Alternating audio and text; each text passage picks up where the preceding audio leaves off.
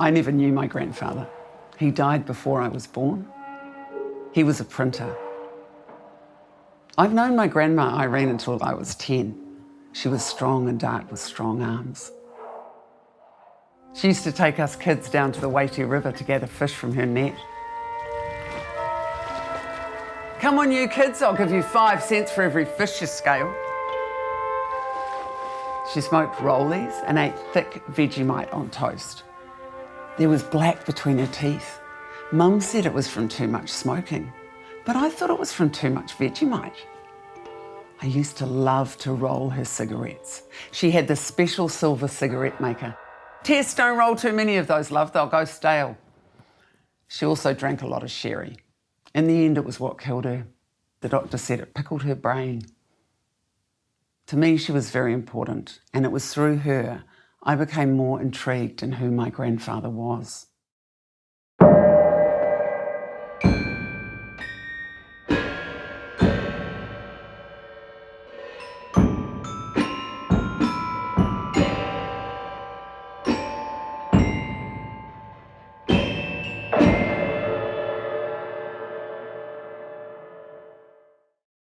"20 years ago, my musician partner Ben and I decided to make this theatre show about my grandfather. To me, she was very important, and it was through her I became more intrigued in who my grandfather was. Everyone has stories to tell. So we went round the country talking to Bob's friends who were still around. His story started to unravel. He was an artist who didn't really care too much about money. He attracted people to him. Yep, that's looking bloody good. I think, yeah, we're going to have to put a bit of bread under there. What's the time, Robin? I think it's about bloody time for a drink. I think it's time I wet my whistle.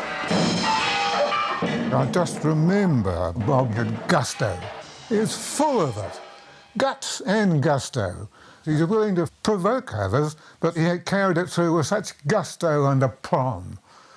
He always seemed to have something like a sunflower in his buttonhole. It was something magnetically attractive. He attracted attention, not just attention, but admiration. He was alive. He would like to have made a great big success of everything, but he didn't think that was all there was in life. Living was important too. I stumbled over this excerpt from Bob's early writing, and it gave me a sense of who he was. Passionate, singular, playful and provocative, who did things his own way. There are some few things in history so far-reaching in their consequence that humanity should have been warned about their implication before they happened. The atomic bomb is one such staggering phenomenon. This book is another. Another thing that made me intrigued about my grandfather were the stories people told about the parties that Bob and Irene had. They sounded pretty wild.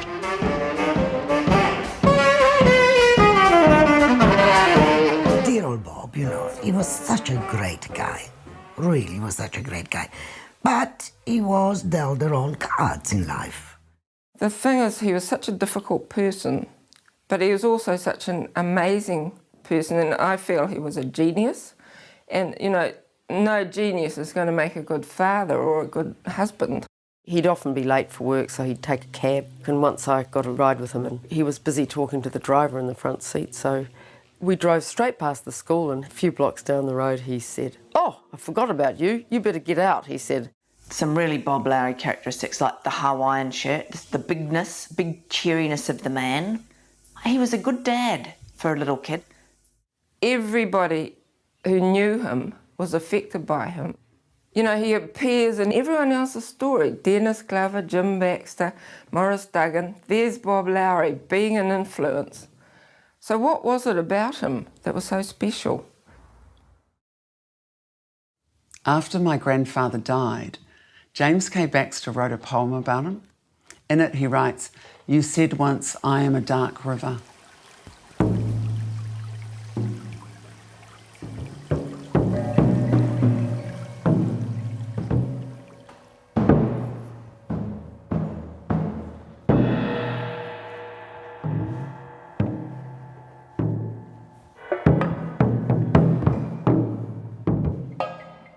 Old friend, let us converse again a little at a table in the Queen's Ferry.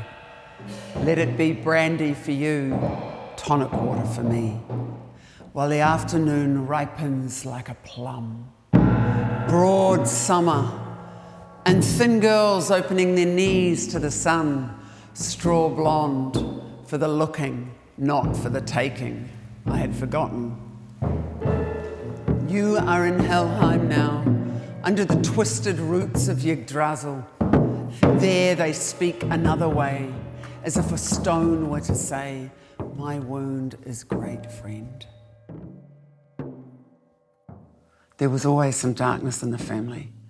I started to go off the rails when I was 15, and I wasn't the only one who'd lost it. Bob's daughters all had their own breakdowns. Some of them attempted to commit suicide. Bob committed suicide.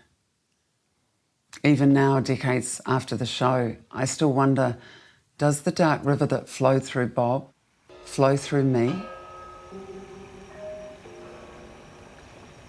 There's definitely a creative current that flowed through Bob, and his daughters too. How do I swim in it? How did Bob? My great aunt Iris tells a story about Bob. They all grew up on a farm together. Bob was the eldest of 4 kids, but she says he was the only intellectual one in the family. One day, he was out with his brother Alex shifting a bull from one paddock to another. The bull decided to charge, and while Alex stood still, "Come on!" Bob ran as fast as he could in the other direction. It was apparent Bob was not cut out for farming, much to the disappointment of his Irish father. By the time he was 14, he was in Auckland, boarding at Auckland Grammar. That's where he met his longtime friend, Dennis Glover, probably in an art class. He got interested in typography when he was at Auckland Grammar School, and it so happened that Dennis Glover was in the same class and also picked up an interest in typography, which was lifelong. Glover would be the inheritor of Bob's initiatives in printing. But it wasn't until Bob went to Auckland University College that things really took off for him. I met him in 1931 at Auckland University College. He was, of course, a Lizzie Rathbone scholar, and he belonged to the Lit Club and the Dramatic Club and took some part in plays, so he was quite a personality around the place. He was a nice-looking boy with brown hair that fell over his eyes in a sort of flopped, except when he had his photograph taken, and then he combed it, and so gave a false impression. Bob wasted no time setting up his printing shop. He became the passionate printer. He was over the moon with being able to print. Nothing else mattered, including his lectures. He used it to print the university magazines, Kiwi, which had long existed. He gave it a real makeover.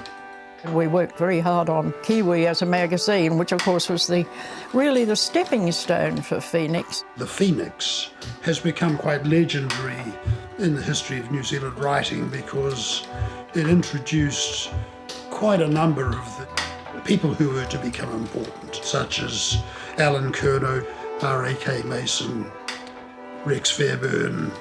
But the crucial thing about Phoenix was how it was published. It brought completely new standards of excellence to typography and printing in New Zealand, which was quite revolutionary. Bob realised many of our dreams for us by putting us into print. It's all very well to be a writer, but you also want to be in print. His printery really became a centre for all the literary students. It was really quite a centre of creativity because all around the walls there were pinned triolets that people had written and lampoons. And there was great argument and talk there, and Bob would be leading it all while he's doing the printing. We commit to the flames all those skinflint escapists who try to dodge the high cost of living by stinting on their printing. 1.5 tons of printer's ink goes further than most people think.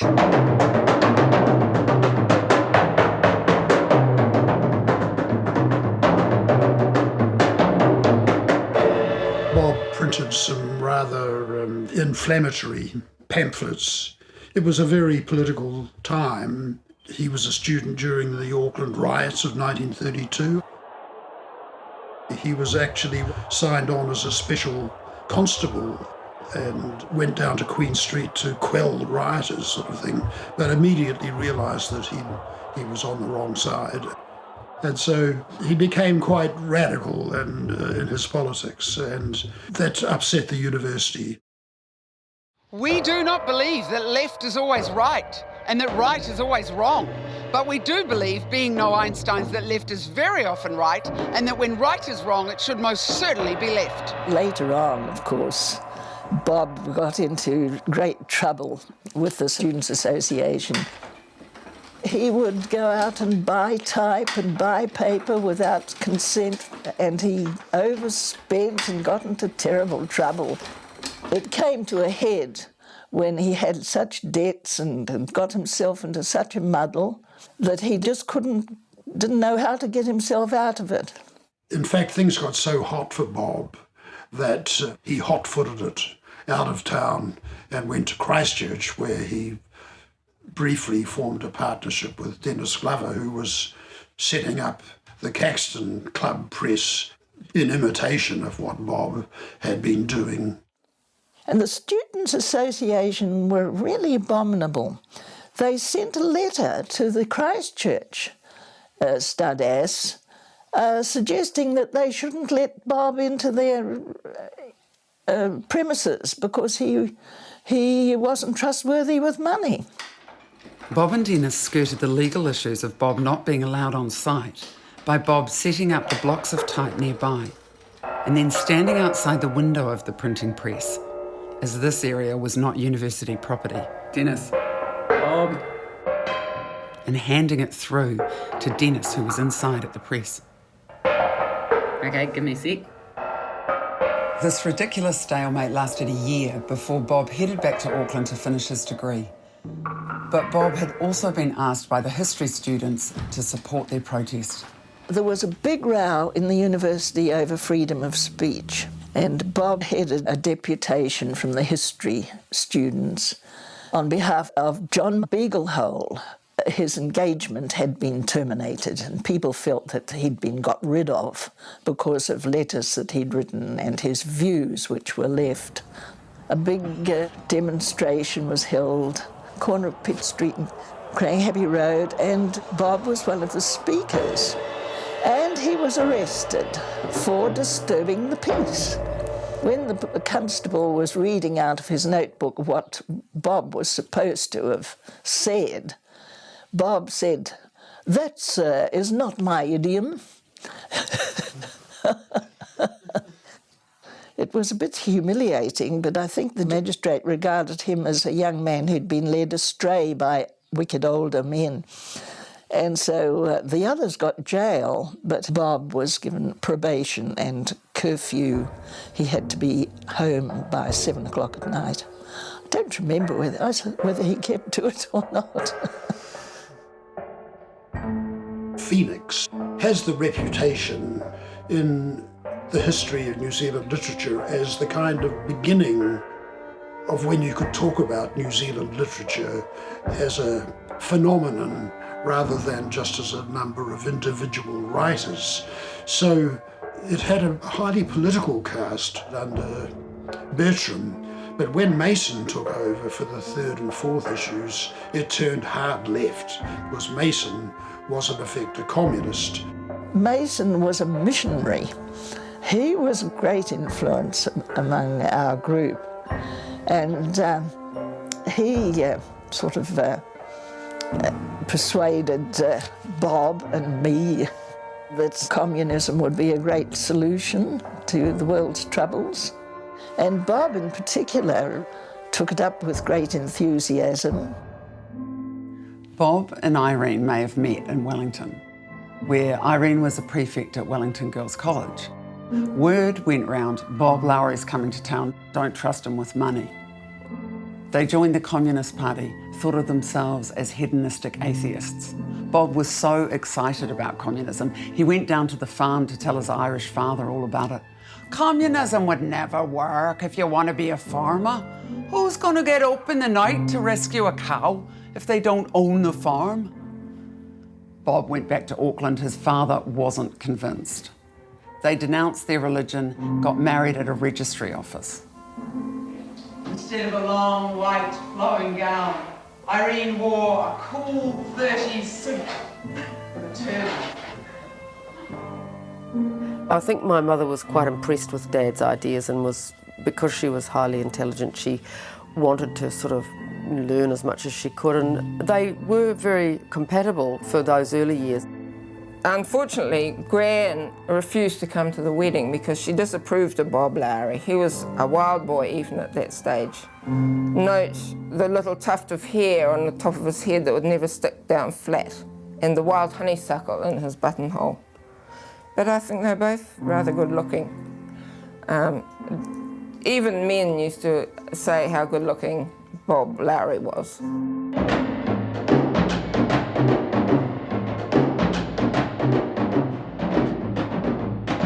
As a printer, he could be very po-faced and correct, you know? Obviously, there was a role as a printer of literature, which he used to encourage, right? He didn't print rubbish. He was interested in printing literature, and that's pretty rare, that kind of thing, although it does occur among printers. The extravagant, flamboyant, Baroque side of Bob's personality came out in his collaborations with A.R.D. Fairbairn. The one was called The Sky is a Limpet, which was a parody of the speech style of the Labour Prime Minister Michael Joseph Savage. The Sky is a Limpet let him out of the bag, because he was basically a purple and pink type guy, you know, and fluorescent green he would have been if it had been invented. And he loved printing things like flamboyant lunacy in huge serifed letters over anything.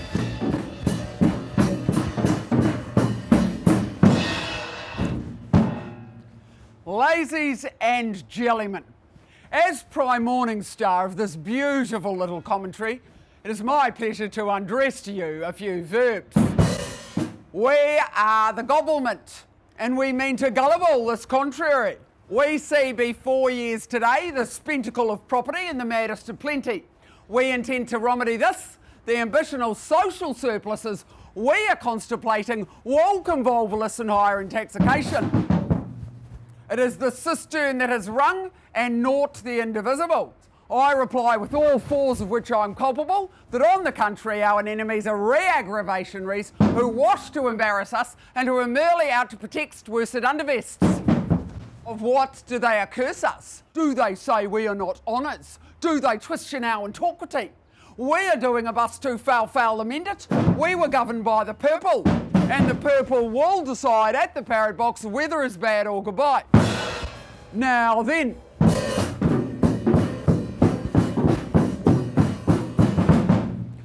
will there be a bludgeon circus now then?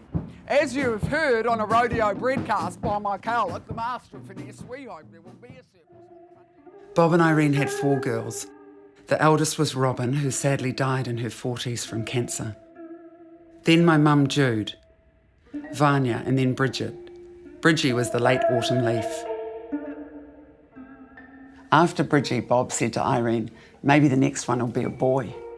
She shot back, there won't be a next one. I've made sure of that. Well, there was a party, a university party at this old place on One Tree Hill, which was a big rambling place, various cracked windows and an undulating floor. We were told that it was available for renting. So we looked at each other and said, well, let's all go in. But the war years meant that Irene and I were on our own with our men overseas for some years, and we filled the place up with other women friends. So it became a sort of communal situation.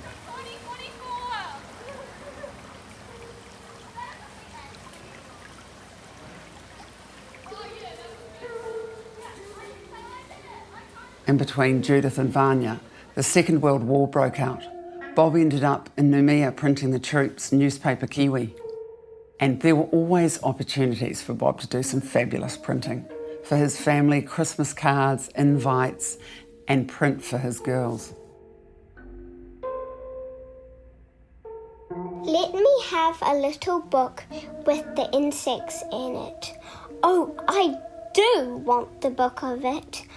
I want in it to be a horse and a house and a flower and a snake and a girl. I would like you to have it done after the war is over. Would you like a little horse in the book too? Oh, I do mean a donkey. When he got back, he got a war loan and they bought their house at One Tree Hill. Those early years at One Tree Hill were golden. His marriage, the family, the success as an artist and printer. One thing I can really remember about him was that he was planting onions, I think it was. And apparently I was crawling down the rows, pulling each plant out as he put them in, and he didn't realise this till he'd finished, and then he turned around and found that I had neatly plucked them all out. With his sense of humour, he could see the funny side of it. In 1944, I went to Seddon Tech. This is where I first met Bob Lowry. We're known as the Typo Rats, and we're a fairly small band, but we had a lot of fun. He was pretty busy producing publications for the school, as well as on the side running what was the nascence of the Pelorus Press. He had two distinct styles. On the one hand, his work was classical. It was simple, clean, restrained. He used only the best classical typefaces. But there was another side to Bob's typography, which was kind of fun-loving, baroque, a bit crazy, humorous. He got himself into a real little niche with printing in a way, because there were one or two others that printed, and Glover had been a great mate of his printing at school, but you know, he wasn't a painter and he wasn't a writer. He just knew millions of them. He was a bloody good writer, actually. He could write good stories and the rest, but he didn't principally do that. He did this craft of printing, and so he was an oddity in a way. I was lined up to go to training college, and that's when Bob said, you know, you're wasting your time. There are a lot of miserable people in the teaching profession. He said, you know, far better to throw my lot in with him and join him at Pelorus Press. He was using the resource from Seddon Technical College to bring out Fairbairn's and Lowry's lovely collaboration of how to ride a bicycle in 17 lovely colours. This most unusual compilation of Mr. Fairbairn's has been maturing in our filing system at least a year. For a year we wakened nightly at the paranoiac hour, tousle-haired and starry-eyed, to hear a strange, ulent voice. Fix Fairbairn, and finish him off. How to Ride a Bicycle in 17 Lovely Colours is an amazingly extravagant and wonderfully baroque piece of typography. So strange is the adventures of Alfred Wardle, of which you're about to read. So unusual are the problems of design, in which Mr. Fairbairn's fantasy has set me. So revolutionary a new typographical technique have I had to devise for the purpose, a technique which I shall call irrealism. That no reader could be blamed for blanching at the prospect of following me on this journey, this voyage to the end of the night.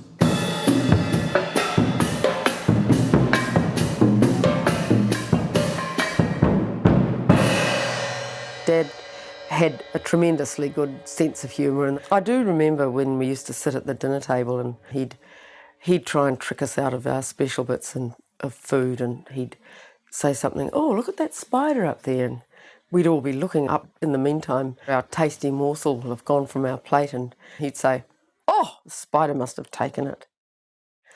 And so those were the times when he was at his best, when he was making us all feel like a big happy family. He could tell stories. You know, he was an absolute natural storyteller, perhaps a bit of the Irish of his father. He was also childlike in many ways. I mean, that might have been one of the reasons why he had trouble handling lots of other adult aspects of daily life, that childlike quality. But it's a characteristic of a lot of funny people, the sort of the tragic comic quality, you know, the ability to sort of see the ludicrous.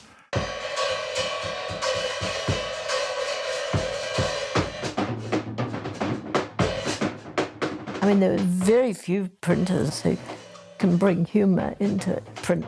But Bob, his humour showed in his typography. Sometimes he could even make the arrangement of type funny. The Lowry's house is coming down, and Vernon Brown is going to town. Last, looniest, loveliest party in the old landmark, Saturday, June 19. Bring no more grog than can conveniently be stowed in a taxi. No coming before 7:30. A small group of Lee Johnson paintings on view, including some work in progress. Cockles and mussels for supper. He had a flamboyance. He had a bit of the devil in him too, and it was a good thing. We needed, in those days when everything was black and white, I think we needed Bob's luminous shade of grey. He sparkled.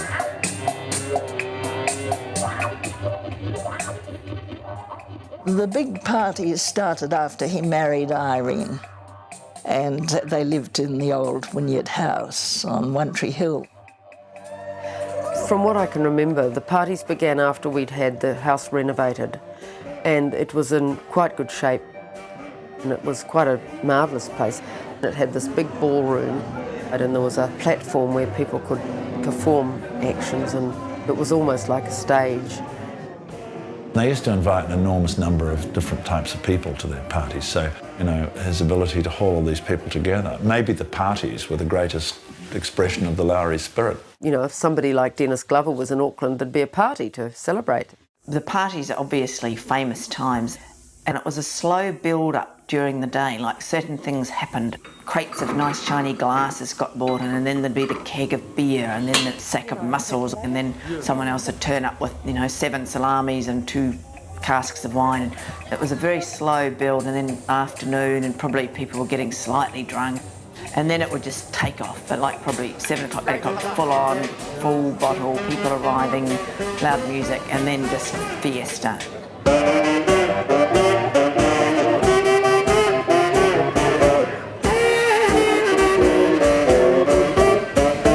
I came from a Waikato town and I went to this big house in Auckland with all these eccentrics, drunk eccentrics. There'd be 120, 40 people or so there. But that was the thing about the parties. Everybody came. There was old people, young people, artists, musicians. At Bob's party you could find anybody and everything. You could find all the artists, the pianists, the politicians of the left and the right, communists and labor rights, and some national would come. So it was really incredible. They were the real bohemian parties. The Lowrys, they accepted other people, any race, colour, creed, opinion. They could just welcome everybody. And in those rather more uptight days, that was a real gift, I think, to give the city.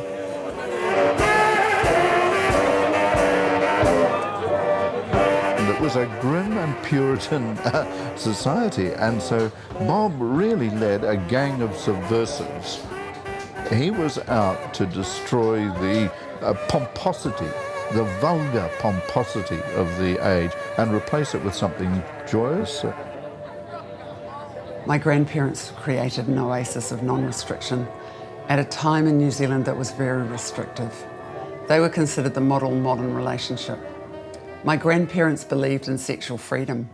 Irene told my mother once that men opened up most when they were in bed. In fact, my parents believe that Irene seduced my dad's father, John, but when Bob suggested the same to Lionel, Dad's mum, She declined. Maybe that was why my father's folks left Auckland. Look at Blondie over there. She came in with one man and now she's canoodling in the corner with another. That Blondie's my wife. Oh, sorry. Oh, I'm sure she's lovely. It's okay, we give each other a long rein. I said to someone the other day, you know, people used to think they were sex orgies. And I said, well, really, there wasn't that much of it went on, was there? And she said, oh, yes. She said, you just had to open a cupboard and out fell a couple. There were always stories after every Lowry party. There was never a Lowry party where everyone wasn't buzzing with something that had happened. Who'd been out in the shrubbery, who had insulted whom. Greville Texador was a UK-born writer whose first book, These Dark Glasses, Bob printed for Caxton. It was at a Lowry party that she and Dennis Glover nearly came to blows over the Spanish Civil War that she'd been involved with. That's rubbish, Dennis. I should know. I was living in Spain and fighting on the side of the people. The trouble with the Republican side is they spent too much time fighting with their fountain pens and not enough with their rifles. How dare you? Such fascist propaganda. To me, it was like being on the moon or Mars, on a different planet. People behaved in such a different way. I think my father saw Bob as a little dangerous. I think my mother did too, and there was a little bit of anxiety about the Lowry gang. Bob was a realist, and Bob was a very, very good thinker, straight thinker. He cut through it all. You wouldn't call him a guru in the Maharishi sense, I suppose, but Baxter's phrase of the Kumara god, I think, got it right. He actually did have magnetic power, and he had a compelling presence. It was wonderful. I think because I was little, I just sat around and I didn't really know what people were doing or who they were or that they were particularly famous, but just a feeling of lots of music and lots of dancing and wild behaviours and lots of food and probably being told to go to bed and not going to bed. Dad would, at some stage around 11 or 12 or whatever time, he'd say, oh, well, it's time you kids went to bed now, and he'd send us off to the dormitory wing and we'd pretend to go to bed and then we'd sneak back. And then after a while, Dad would say, oh, it's time you kids went to bed now. So after about 3 or 4 times, he'd managed to get us off to bed.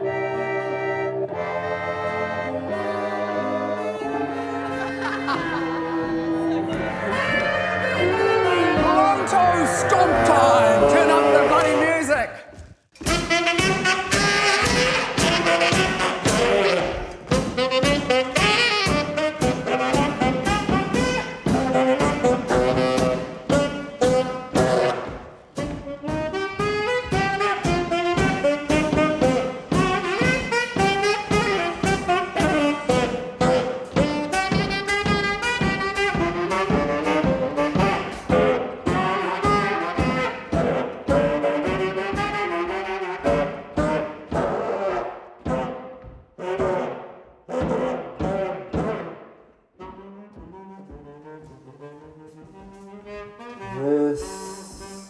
is the voice of doom. Go home. This is the voice of doom. Go home. This is the voice of doom. Go home. For me, what was great was getting up in the morning, because I probably might be the first one up in the morning and be this sort of basically bomb site of people asleep on the floor and mattresses and lots of goodies for, you know, half a pack of cigarettes there, a lipstick there, maybe someone had left 2 shillings had fallen out of their wallet. Yeah, I think we realised that we were lucky to know these people. You know, Jim Baxter sleeping in the spare cubicle with his greatest love, which was his wine jars. Here Lowry lived, a stone volcanic god, fed with honey and red gourds, opening his heart like a great door to poets, lovers, and the houseless poor. everybody who was an artist or an architect or a writer or went along to those parties. I don't know how they afforded it, really, because Irene used to turn on a roast dinner beforehand, I remember, and all the waifs and strays would turn up for that. She was a marvel. During these party years, Bob was doing his most significant work. Here and Now ran for 8 years, and while there were many contributors, more than anyone, Bob was responsible for it. My parents were at that stage running a magazine called Here and Now, which was propounding a lot of political ideas at the time, and it was very left-wing. Here and Now was very important. New Zealand was pretty dull and conformist in the post-war years, and it was a society desperately in need of intelligent criticism and commentary. It did print many of the best minds of that generation, whether they were poets or story writers or political commentators. Yeah, it was more daring than a lot of political ideas, and my father was very involved with printing stuff around the 1951 waterfront lockout. The waterfront dispute of 1951 was the biggest industrial confrontation in New Zealand history. It lasted 151 days. The Prime Minister Sidney Holland of the right-wing National Party had recently swooped into victory in 1949, promising to confront militant unionism head-on. The government put restrictions on any media that supported the Wharfies, effectively censoring Here and Now. So to alert their readers, Bob printed a censored banner across the next issue. Yeah, it was a rather charmed time because I met a lot of people through Bob Lowry working at Gladwin Road and later at Severn Street off Khyber Pass there. The Pilgrim Press would later move to Wakefield Street. Ironically, it was a little close to the temptation of the Globe Hotel, directly across the street. I was talking to Mum the other day, and she was telling me about this film she saw. It was about genetics, and that the way we are is more about our genetic makeup than our environment. When I was 15, I started to go off the rails. I just thought I was feeling carefree, running through people's gardens, picking flowers in the middle of the night. I started seeing things that weren't there. My aunt said men in those days didn't have breakdowns, they just became alcoholics. The people at the press used to call the Globe Hotel the outer office because it was over the road from the Pilgrim Press, and Bob spent a lot of time in the outer office with his apron on. I remember one night I went over to the outer office and there he was, jammed up there in the corner, and the place was packed because it was 6 o'clock closing, and there was a gang of guys with suits on, and one of them was taking exception to Lowry. He was in fact an extremely rude bastard, and Bob, who wasn't generally a violent man towards other men, got perceptibly a little troubled, and he turned, saw the soda siphon on the bar, seized it in his right hand and just gave it to this guy from top to bottom, straight down his face, down his suit, the whole thing.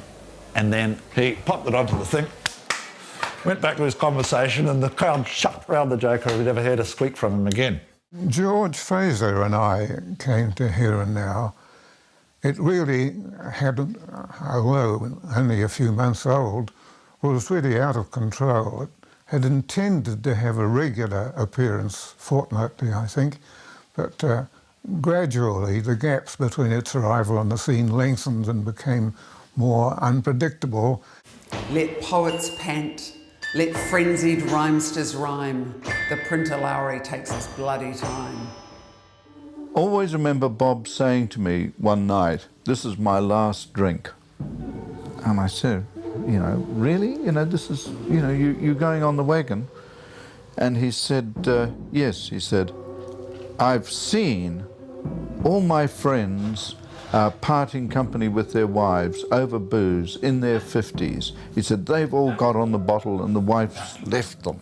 And he said, I don't want that to happen with Irene. He said, so I've decided I'm going to give up the booze. And the following night I saw him in the pub. What happened? Well, he said, now I've decided to give it up. I suppose we'd better celebrate. Bob would start the morning intending to do a good, busy, full day's work, but it would be interrupted by characters whose intent was more to get Bob to perform rather than to work. He did say Monday or Tuesday or Wednesday. His promises were rash.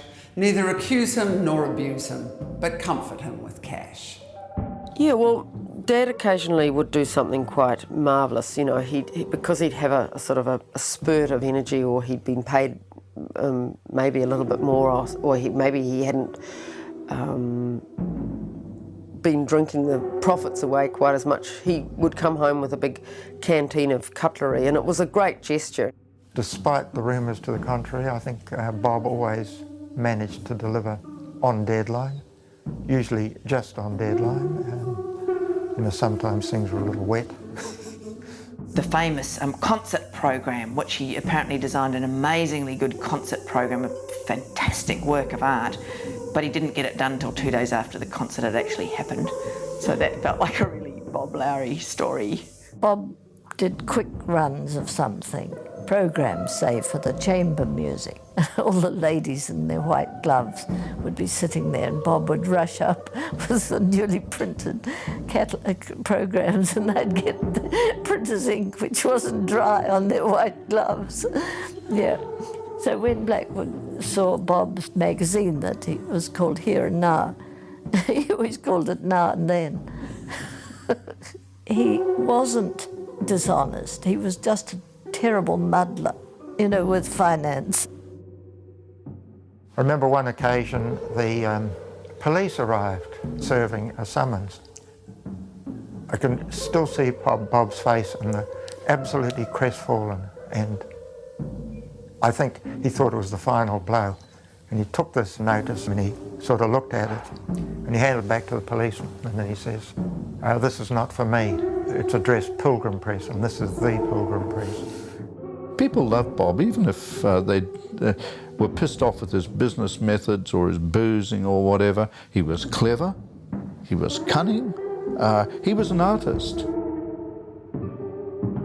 Bob really didn't have much left then, although he still used to swivel on the Douglas chair after we'd knocked off a couple of dozen bottles of beer of a night, printing Camping Book. "Yes, sir, can I help you?" he would say, imagining he was a tycoon in the front of this office, whilst in fact swivelling around a grotty old concrete garage, you know, Airedale Street, with not a soul around except me. About bloody time for a drink, but it's time I wet my whistle. Where's my director's chair? That's what I need to run this bloody place. Yes, sir. Come in, sir. Cuban cigar. I don't mind if I do. Somebody get that call, would you? It's probably the Herald, wanting me to take over the show. Tell them I wouldn't touch their scungy rag unless they pay me £1,000 a day. Oh, they want me. Tell them to get fucked anyway.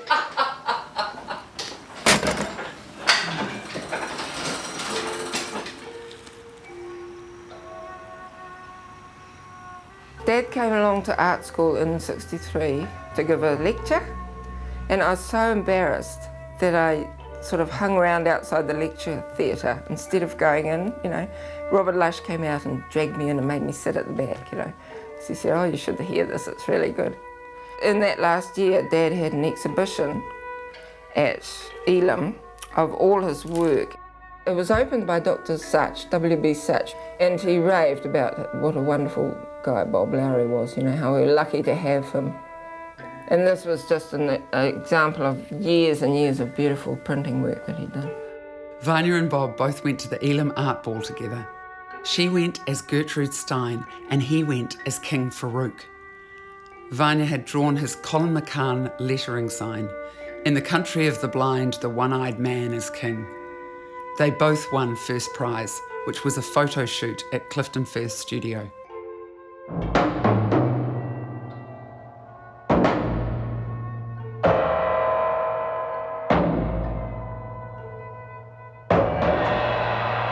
In all the conversations I had with people about Bob, a pattern emerged, a rising and falling of idealism and despair, hope and then chaos. He went from project to project, press to press, always seeking reinvention. The name of the first journal, Phoenix, was prophetic. Bob always seemed to rise from the ashes, until he didn't. I never really saw Bob and Irene as a loving couple. I just saw them as a couple that operated increasingly badly. Okay? That wasn't helped by the fact of Irene's relationship with Pat. Although my grandparents had believed in sexual freedom, it was the ongoing relationship Irene had with their printer friend, Pat Dobby, that threatened my grandfather, added to his drinking, increasing aggression and jealousy, which took its toll on their relationship. Dad was feeling very threatened by it all, and so he was drinking more, and then he'd come home drunk, and my mother was getting more and more sort of defensive. Dad was becoming jealous, and he would knock her around. And I remember him coming home one evening around about tea time, and I don't know what the argument was because they went out of the kitchen at that point, but they came back into the kitchen, and Bob was asking Irene to explain something, and she was not replying. She turned away, lit a cigarette, and looked out of the window. He pressed her, and she still wouldn't reply. She still just calmly smoked away there. And he then moved over to the dresser and removed the cups that were hanging there one at a time and smashed them on the floor, I think to try and get some reaction from her. But in the morning, he'd know he'd done something terrible, but he wouldn't remember what it was. We'd have to tell him. And he'd bring her a bunch of violets, you know, picked from cracks in the path, and he'd take her a cup of tea in bed, and he'd be so charming that she wouldn't, you know, she had plans to leave him, take the kids, but she never did it because he always got another chance. He always asked for another chance and got it, right until the very end. My mother was doing her occupational therapy course and would come home from work. Irene would have had a few sherries and want to talk about how difficult Bob was and that their relationship was in a really bad way. I remember her saying, I can't leave Bob because I know he could harm himself. He'd be devastated. He still loves me, and no matter what I do, he doesn't want me to go. Bob was powerless in lots of ways by this stage. His printing had been continually checkered by disasters, financial, business, and that sort of thing. And when Irene's relationship with Pat was more important than it was with Bob, you know, Bob was sort of getting himself into a corner, really, from which he never escaped. What am I going to do? And who should I consider when I'm working it out? Apart from myself, I mean. Because I must be satisfied with any course of action if I'm to carry it through. I can't any longer watch Bob go on drinking and letting the press go to pieces. What else can be happening there when he spends so little time working? And I'm so conscious of the sense of guilt that he must have. And that must grow bigger and darker as the days drift to weeks and the weeks to months. That I can't even feel like doing the ordinary nagging and arguing that I suppose is the normal thing for a wife to do. And anyway, I hate the thought of heated argument. In the next few years, I remember being there to sort of try and help Mum decide whether she was going to stay, and eventually she decided that she would be better to move off and take my two sisters with her. It became impossible for them to live together because Bob got violent and depressed and was really, you know, at the end of his tether. And Irene, of course, was at the end of her tether. And as Judy and I saw it, she was the only one who could be saved with the kids.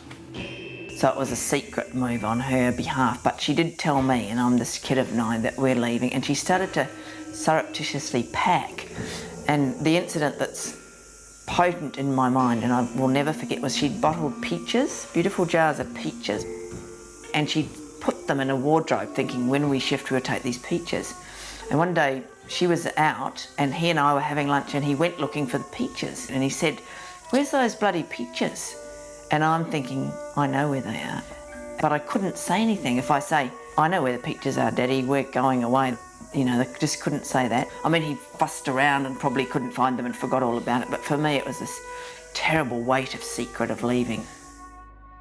The leaving was the hardest thing I've ever had to do, probably.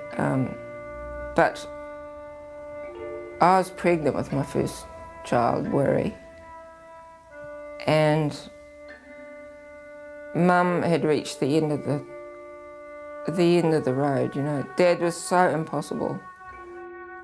When they left, she packed up everything except for the fridge. I always thought that sounded so devastating. That he would have come home to a completely empty house. She left the fridge because she knew how dependent he was on it when he was up at night, manic with his ideas and scrawling notes to himself. No matter how sticky things were in the past,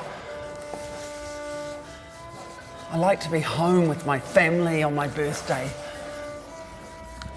We moved in September, and Dad came for his birthday dinner on about the time of his birthday in late November, and he was looking just terrible.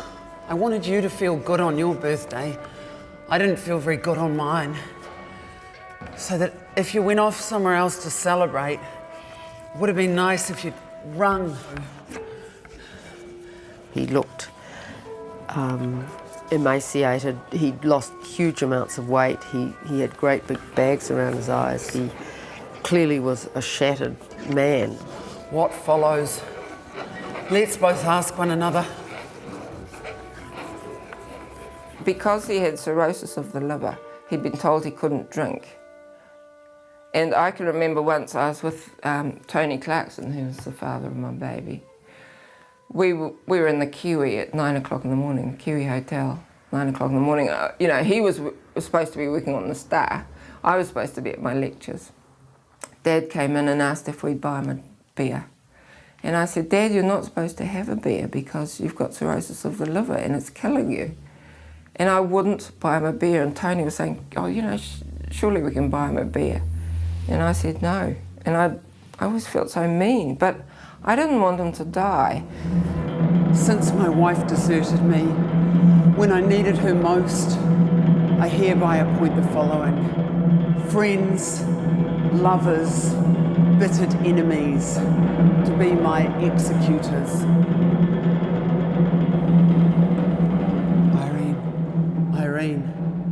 Irene, I bought you these lilies. I know they're your favourite. Do you want a cigarette? Yeah, well, I haven't slept much. How are you? You look as lovely as ever. Will you come home to me, Irene?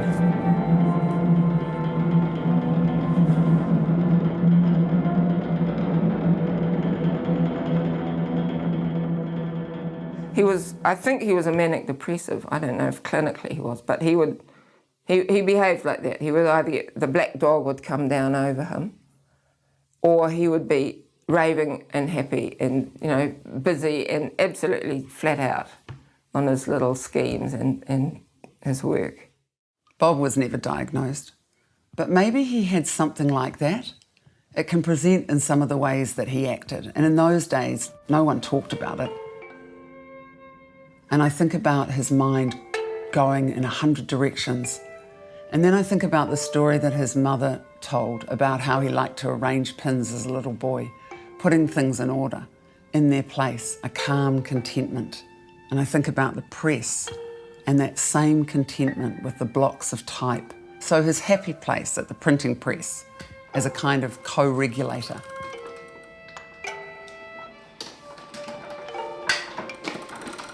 Right at the end of his association with Wakefield Press, he was producing a book of poetry for Hone Tūwhare.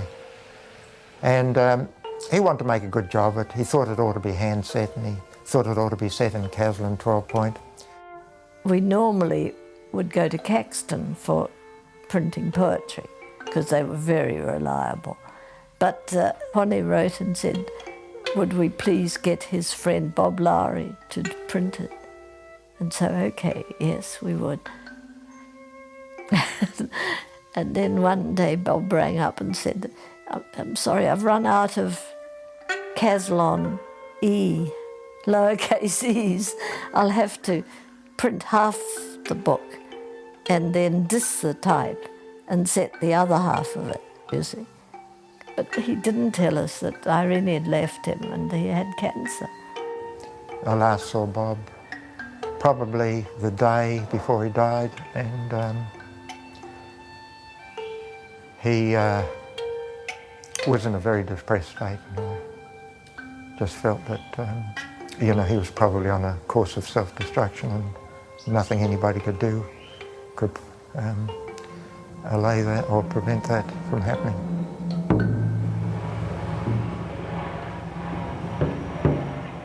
When our friends go, as Claudel said, into their necessary solitude, we are left betrayed. A teenage girl whose gruff boy mounts his bike, being suddenly ditched, first feels the weight of death in mind and blood. Afterwards we realised that he was severely depressed, and he'd been going to see his friend Victor McGeorge, who was giving him antidepressants, and what had happened was he'd saved up the antidepressants, and in early December, on the 8th of December, he took great handfuls of these pills, and that was his last. He left us a note saying, "Please forgive me, I'm taking a coward's way out," or words to that effect, I can't remember. And so, in a sense, we had a terrible feeling of having sacrificed him for his daughters. And for Irene, I guess. I remember just saying, "Oh no," I just didn't want to believe it. I must have gone into shock. And I went into labour. And so the wake, we had the funeral at Waikamiti. And I remember being in labour, and I went off to have the baby late that night. And so Ben was born 3 days after Dad died. And I remember feeling very guilty and very shocked and finding it very difficult to feed my baby.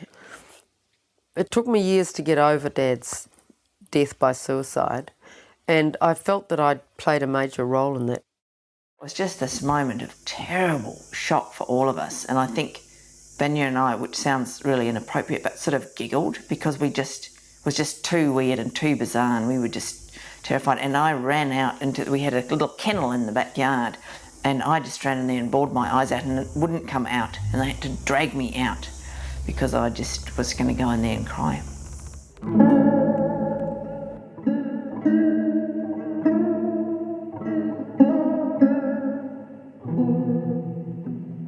I will sing you to life. I will sing you to life. I will sing you to life, Bob Lowry, with your baggy Hawaiian shirt and your reckless smile.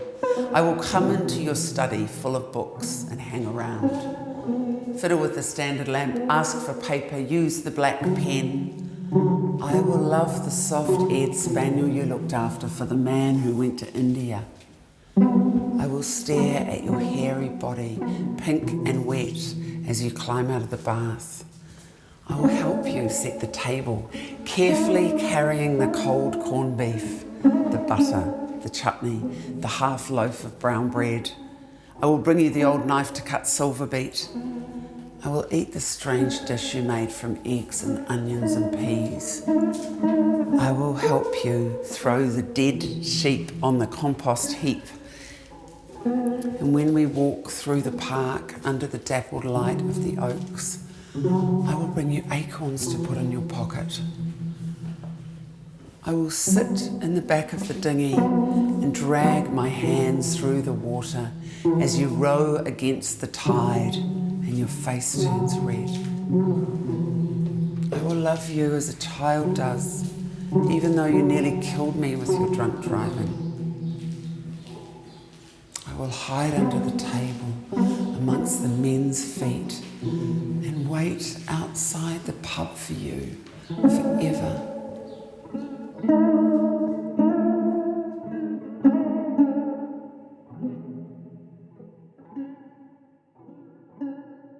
Yes, there was a huge crowd there. In a way, it was like a huge Lowry party. Everybody who ever knew Bob was there. But the difference was that it was so silent. Smells, I think I can remember smells like wet coats and perhaps a bit of whiskey and someone pretty pissed, I think it was James K. Baxter, sort of almost falling into the grave. I remember standing out at Waikomiti, and I remember Dennis Glover making a magnificent speech and being very poetic and very, very articulate, but in tears. He stood in mud. I sort of remembered clay around the feet and this little red-faced figure declaiming, you know, his oldest friend, really. Angry with him as much as he loved him. So he stood there and he said, "This is the worst day of my life," and burst into tears, and he couldn't go on. Bob's death was a hole his family and friends could not fill. It also left Honi Tūwhare's book, half finished, still in Bob's press. The book was very much in limbo, so Ron Holloway and I arranged with Janet. We said we'd complete the book. It was something Ron and I took on as a tribute to Bob, maybe, or out of sympathy for him because he had started it. We thought we ought to finish it. No Ordinary Son, written by Honi Tūwhare, was the first published collection of poetry written in English by a Māori. The first run of around 500 copies sold out within a fortnight, unheard of for any New Zealand poet at the time. It was the most successful book Bob had ever printed.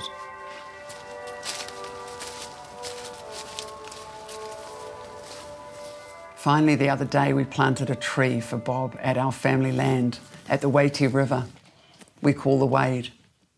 Well, we planted trees there for other people in the family. But Bob had been buried at Waikomiti, so we planted a pahutakawa. Its fiery red blossom seemed appropriate. There was a lovely Glover quote. Bob was not so much the ubiquitous willow, resourceful yet yielding, but rather the pahutakawa in riotous, raging blossom. At his best, the happiest times, there he was with the little red knitted cap that I'd knitted him, and he used to wear it. It looked like a little Santa Claus cap, with his Hawaiian shirt and his baggy old shorts and his sandals, pottering around in the garden and making, you know, growing all these wonderful veggies in the wonderful volcanic slopes on One Tree Hill. In some ways, just doing all this means it leads to some more resolution, and especially, I mean, I know already from Mum, she talked to me about having let go to an extent. You know, she had a lot of anger, but also the other night, as she was going to sleep, she had this vision of his waka drifting out to sea, and she felt like letting go of maybe a lot of that, the pain.